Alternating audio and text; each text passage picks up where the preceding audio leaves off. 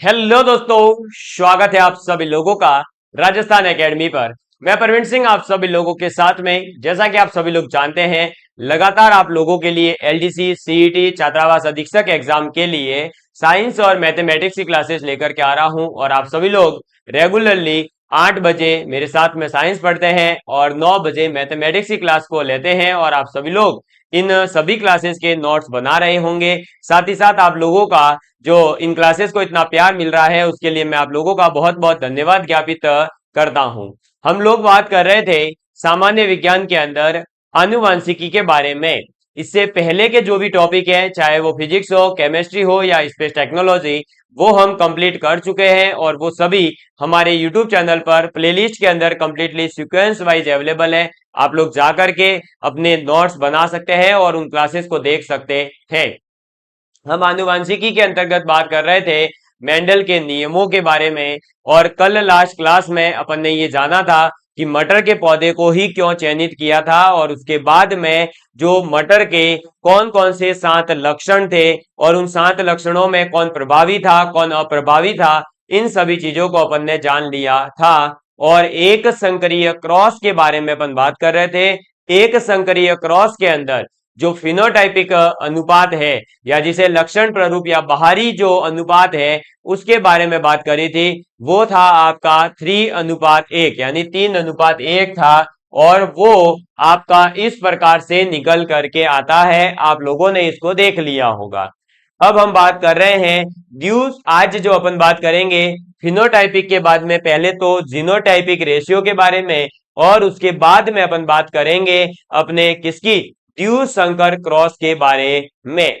तो सबसे पहले हम देखते हैं कि हमारा जीनोटाइपिक रेशियो क्या है। जीनोटाइपिक जो रेशियो है वो है आपका कितना, तो 1:2:1। ठीक है।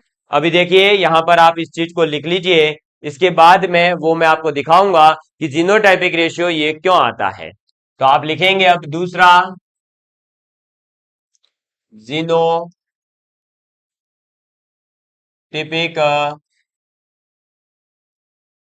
अनुपात। ठीक है। तो किसकी बात करेंगे अपन, जीनोटाइपिक रेशियो के बारे में बात करेंगे। जीनोटाइपिक जो रेशियो है, यानी अपन ये कह सकते हैं कि जीनोटाइपिक यानी जीन के बेस पर जो अनुपात निकल करके आता है।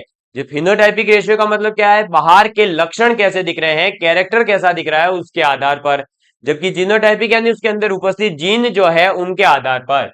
तो आपका ये जो अनुपात है ये कितना है, तो ये है 1:2:1। ठीक है। क्या है, 1:2:1।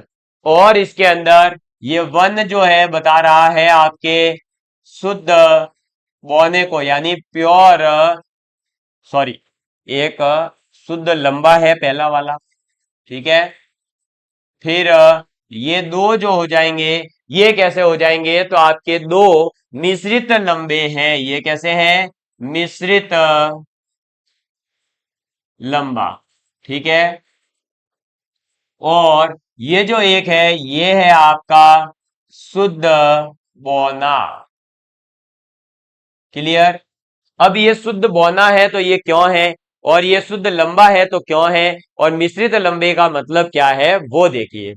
कल आपने जो एक 4 चौकड़ी का क्रॉस, एक स्क्वायर अपन ने तैयार किया था, इस प्रकार से एक स्क्वायर बनाया था ना अपन ने, जिसके अंदर क्या था, तो बेसिकली वो का वो मैं यहां बनाकर आपको वापस दिखा देता हूं। देखिए क्या था, तो इधर अपन ने लिया था नर को, है ना, और इधर अपन ने लिया था मादा को। ये साइन वगैरह सब मैं कल समझा चुका हूं। ये रहा नर का कैपिटल टी और स्मॉल टी, ये मादा का कैपिटल टी और स्मॉल टी।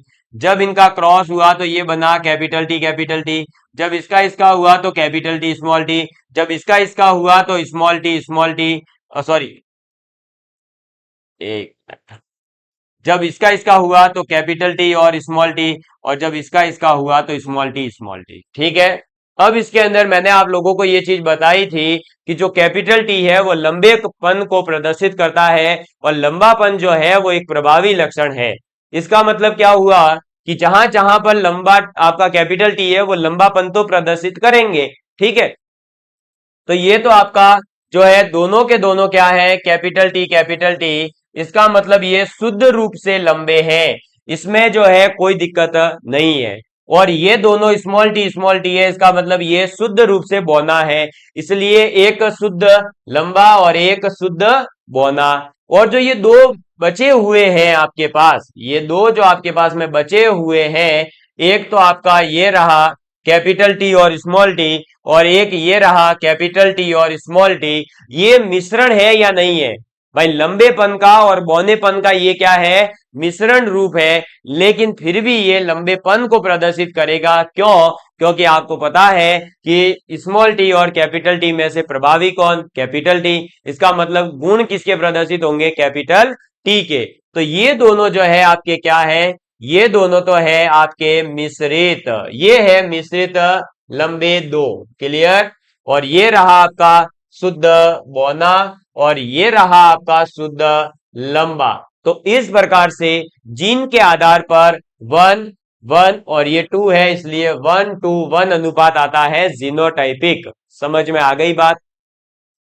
ये आपको याद रखना है।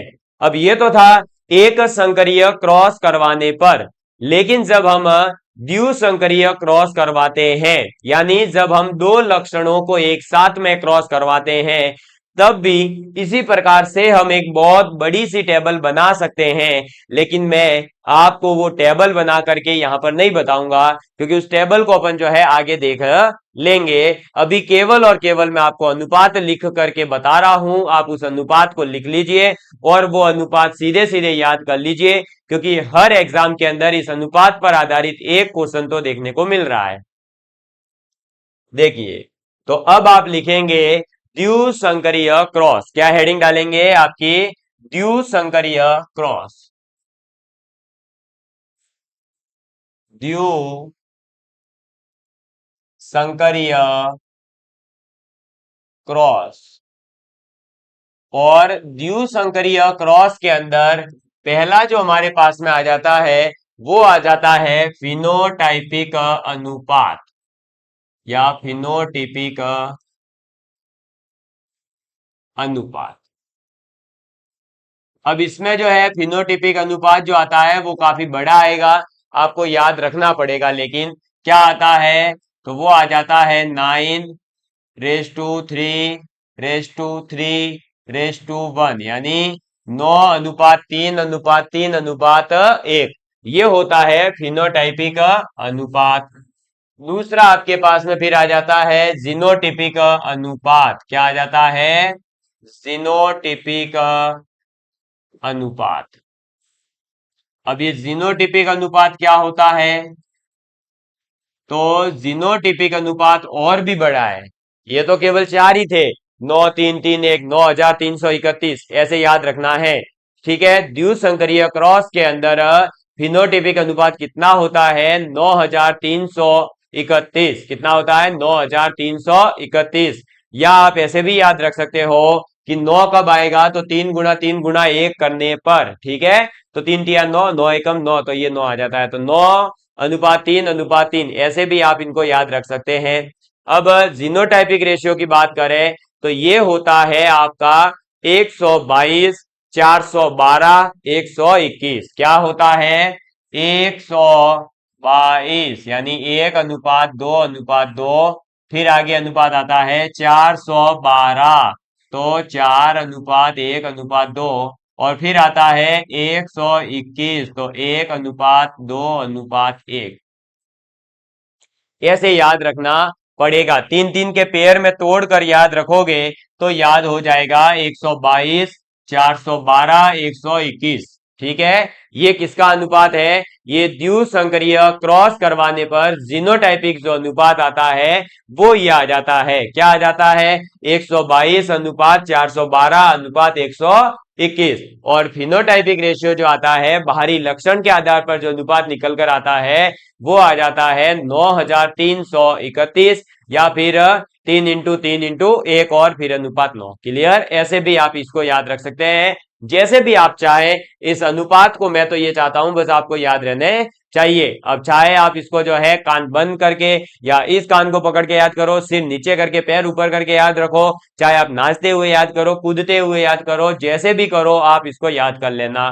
ठीक है, चलो, ये था आपके अनुपात पर आधारित कॉन्सेप्ट। और अब हम जो है बेसिकली मेंडल ने जो अलग अलग नियम दिए हैं उसके अंदर सबसे पहला नियम है प्रभाविकता का नियम, यानी कि लॉ ऑफ डोमिनेंस।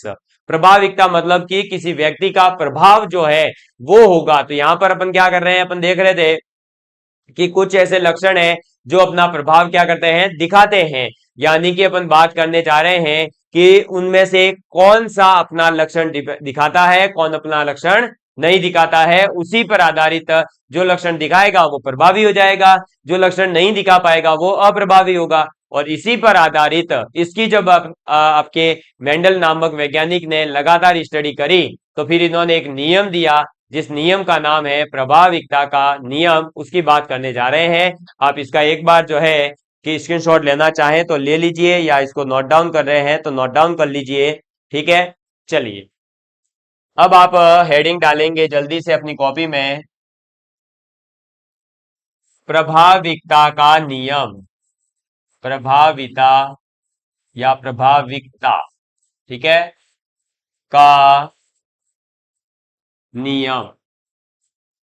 किसकी बात कर रहे हैं, प्रभाविकता के नियमों की बात कर रहे हैं, जिसे आप इंग्लिश में कह सकते हैं लॉ ऑफ डोमिनेंस।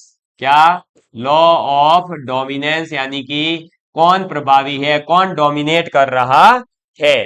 ठीक, चलिए, तो प्रभाविकता का नियम या लॉ ऑफ डोमिनेंस क्या कहता है बेसिकली, तो ये कहता है कि आपका जो है, सबसे पहले तो बता दूं कि ये नियम दिया किसने है, तो मेंडल ने दिया है। और ये मेंडल ने दिया था जो एक संकर संकरण करवाया था, एक संकर संकरण यानी मोनो हाइब्रिड क्रॉस जब करवाया था, उसके आधार पर इस नियम को जो है इन्होंने प्रतिपादित किया है, क्योंकि ये क्वेश्चन भी पूछे जाते हैं। अब क्या होता है इस नियम के अंदर, जब आपका एक लक्षण है कोई और उस लक्षण के लिए विप्रियासी समयुग्मजी पादपों में संकरण करवाया जाता है, यानी हम क्या कर रहे हैं, दो अलग अलग लक्षणों का भाई अपन क्या करवा रहे हैं, क्रॉस करवा रहे हैं, संकरण करवा रहे हैं। तो क्या होता है कि वह लक्षण जो F1 पीढ़ी के अंदर, यानी पहली ही संकरण करवाने के बाद जो पहली संतति उत्पन्न होती है, F1 पीढ़ी उत्पन्न होती है। आपको पता है F1 पीढ़ी क्या होती है, वो मैंने पीछे शब्दावलियों में समझा रखा है। तो F1 पीढ़ी के अंदर जो अपनी अभिव्यक्ति दे सकेगा वही आपका क्या कहलाएगा, प्रभावी लक्षण कहलाता है। और जो लक्षण F1 पीढ़ी के अंदर अपने आप को व्यक्त नहीं कर सके वो आपका अप्रभावी लक्षण कहलाता है। यही है प्रभाविकता का नियम, और कुछ भी नहीं है। तो प्रभाविकता का जो नियम है वो दिया किसने है, तो मेंडल द्वारा ये दिया गया है। एक तो ये चीज लिखो, किसने दिया, ये मेंडल द्वारा। और ये कब दिया गया, तो ये इन्होंने दिया था एक संकर मोनोहाइब्रिड, एक संकर संकरण, एक संकर संकरण के परिणामों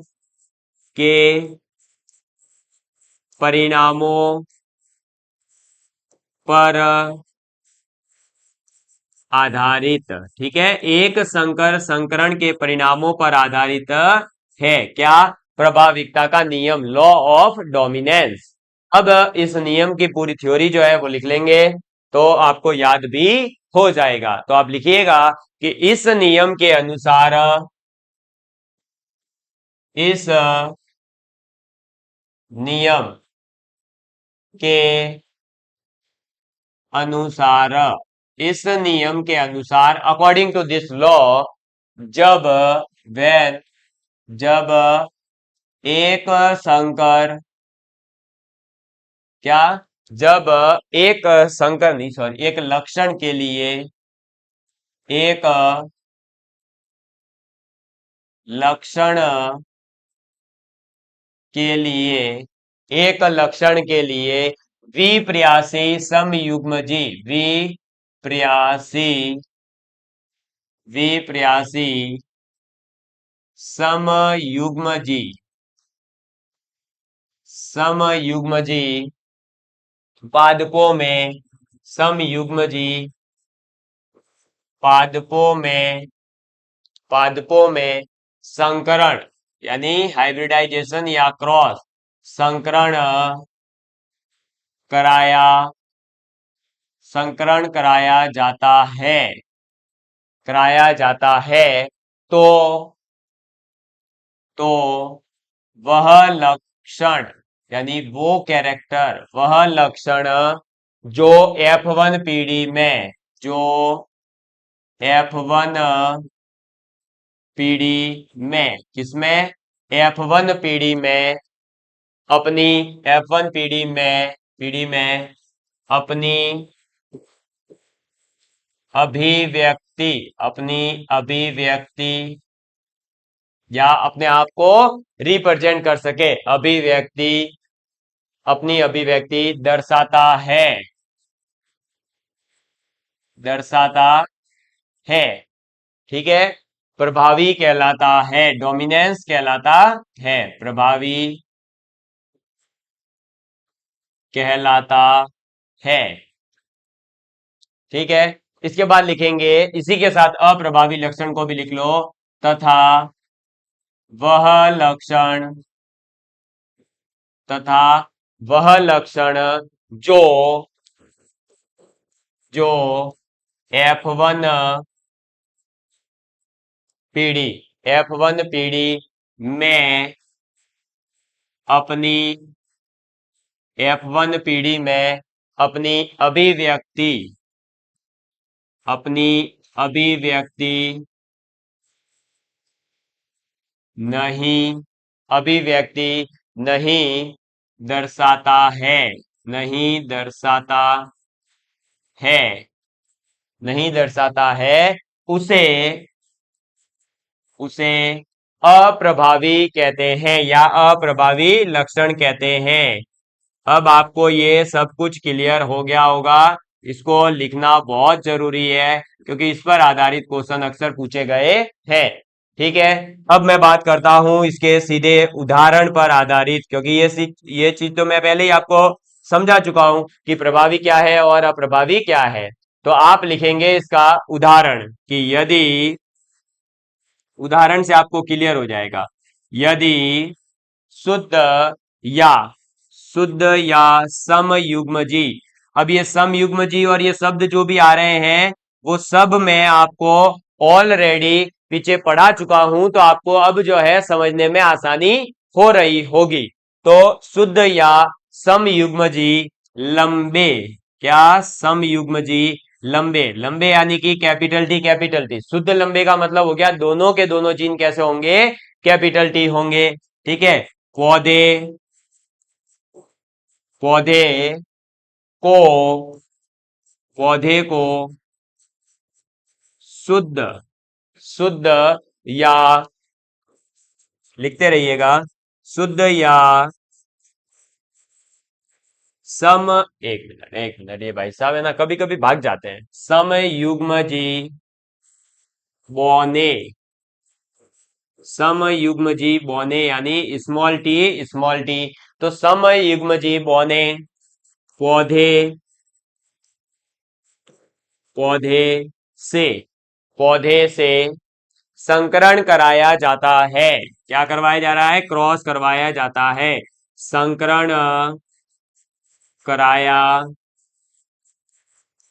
जाता है, संकरण कराया जाता है, तो तो आगे लिखेंगे, फटाफट इसको एक बार नोट डाउन कर लीजिए, स्क्रीनशॉट लेना है तो जल्दी से ले लीजिए, फिर मैं आगे बढ़ रहा हूं इसलिए, ठीक है, जल्दी ले लीजिए, लिख लिया होगा, चलो।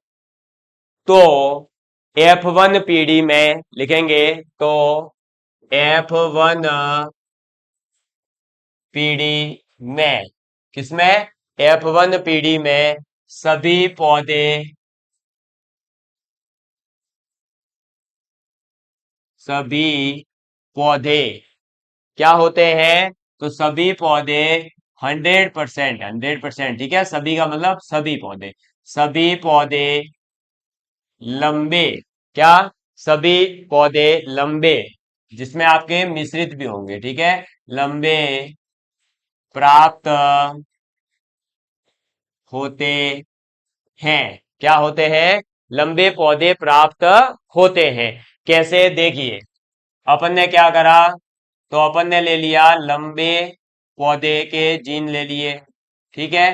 तो उसमें जीन कौन से होंगे? Capital T, capital T, clear. और एक अपन ने क्या लिया है, तो अपन ने एक लिया है शुद्ध बौना पौधा, जिसमें आपके क्या है, स्मॉल टी जीन है, क्लियर। और जब लंबे पौधे शुद्ध और शुद्ध बौने पौधे का क्रॉस करवाया जाता है, क्या करवाया जाता है? क्रॉस करवाया जाता है, संकरण करवाया जाता है, संकरण। तो देखिए क्या होगा, जब इसका और इसका क्रॉस करवाया जाएगा, तो ये जिनका क्रॉस करवाया जा रहा है वो तो आपकी कैसी होगी? पीपीडी होगी। पीपीडी का मतलब है पेरेंटल पीढ़ी, ठीक है, या जनक पीढ़ी कह सकते हैं, क्योंकि यहीं से तो जो है इनका वंश पूरा आगे शुरू होगा। अब जब पहली बार ये और ये मिलेंगे, तो आपके संकरण करने पर हमेशा पौधा मिलेगा ऐसा, ठीक है। और कैपिटल टी और स्मॉल टी है, जो कि आपके क्या है? लंबा पौधा है। क्या है? लंबा पौधा। और ये आपकी कैसी पीढ़ी है? तो ये आपकी कहलाएगी F1 पीढ़ी। समझ में आ गई बात? क्या कहलाएगी? F1 पीढ़ी कहलाएगी। तो यहां पर आपने एक चीज देखी कि जब अपन ने लंबा पौधा भी लिया और बौना पौधा भी लिया, लेकिन जो हमारे पास में संकरण करवाने पर जो संतति प्राप्त हो रही है, जो रिजल्ट आ रहा है अपने पास में, वो रिजल्ट केवल और केवल क्या आ रहा है? लंबा पौधा। तो इस आधार पर जो है मेंडल नामक वैज्ञानिक ने कहा कि यहां पर जो लंबापन है, या जो लंबापन, ये तो आपका है क्या? प्रभावी लक्षण। अगर बौना आ जाता तो अपन कहते हैं बौनापन जो है वो आपका प्रभावी लक्षण है, और जो बौनापन है वो यहां पर क्या है? तो बौनापन यहां पर है अप्रभावी, नॉन डोमिनेंस, अप्रभावी लक्षण, क्लियर। तो प्रभावी लक्षण और अप्रभावी लक्षण अपन कैसे निकालते हैं, कैसे समझते हैं, वो आपके सामने हो गया होगा क्लियर एकदम अच्छे से। उदाहरण भी मैंने आपको जो है अच्छे से दे दिया है, आप लोग जो है इसे नोट डाउन कर लीजिए। इसके बाद में अपन आगे बात करते हैं अपने नेक्स्ट नियम की, ठीक है। तो मेरे प्यारे दोस्तों, नेक्स्ट नियम की बात मैं अगली क्लास के अंदर करूंगा, क्योंकि आज थोड़ा सा जो है किसी कार्य में मैं व्यस्त हूं। तो आज की क्लास को अपन यहीं पर समाप्त करेंगे, और आप लोगों को मुझे उम्मीद है कि सभी क्लासेस पसंद आ रही होगी, आप लगातार नोट्स बना रहे होंगे।